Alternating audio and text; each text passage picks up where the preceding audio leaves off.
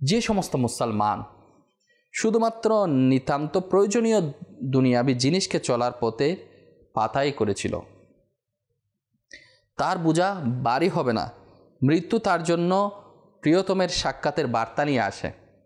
যারা আল্লাহ তাআলার নেক বান্দা হয়ে থাকে, যারা দুনিয়ার ধন সম্পদের প্রতি আগ্রহী ছিল না, তাদের সম্পদ ছাড়ার অনুশোচনাও বেশি হবে না এবং কবরে তাদের জন্য খুব আনন্দ অনুভূতি হবে।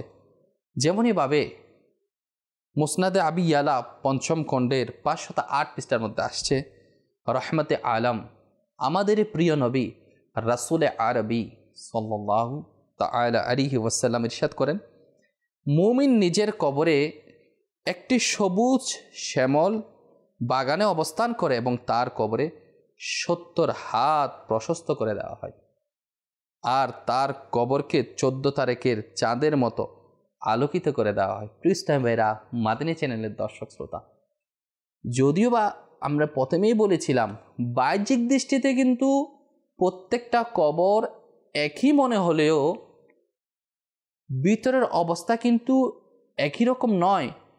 কারো কবর জাহান্নামের গর্ত হয়েছে, আবার কারো কবর বলা হচ্ছে কি প্রশস্ত হয়েছে, কেমন ৭০ হাত প্রশস্ত করা হয়েছে।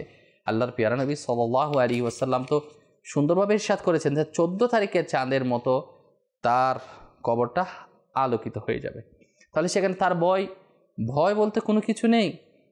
সে উৎফুল্ল চিত্তে, আনন্দে চিত্তে সে ঘুমাতে পারবে ইনশাআল্লাহ তাআলা। ইহিয়াউল উলুমের মধ্যে ৫ম খণ্ডের ২৪৯ পৃষ্ঠার মধ্যে আসছে, হযরতে সাইয়েদনা মাসরুক রাহমাতুল্লাহ আলাইহি বলেন, আমার অন্য কারো প্রতি এমন ঈর্ষা হয় না যেমন হয় কবরে যাওয়া সেই মুমিনের প্রতি। কেন? সে দুনিয়ার কষ্ট থেকে আরাম পেয়ে গেল, আযাব থেকে সুরক্ষিত রইল। প্রিয় ইসলামী ভাইরা, মাদানী চ্যানেলের দর্শক শ্রোতা, এই দুনিয়ার কষ্ট যারা মুমিন ব্যক্তি তারা দুনিয়াতে কিন্তু আরামায়েশের জিন্দেগি করতে পারে না, তাদের জন্য দুনিয়াটা কষ্টদায়ক। আর এই কষ্ট থেকে মুক্তি আর কবরের আযাব থেকে সুরক্ষিত থাকা, তাহলে এই যে একটা বড় নিয়ামত মুমিন ব্যক্তির জন্য, তাহলে তার ভয় কিসের, তার চিন্তা কিসের? সে তো খুব আনন্দ চিত্তে মৃত্যুকে বরণ করে নিতে চায় যে আল্লাহ তাআলার দিদার লাভ হবে, নিয়ামত পুরস্কার আল্লাহ তাআলার পক্ষ থেকে সে গ্রহণ করবে।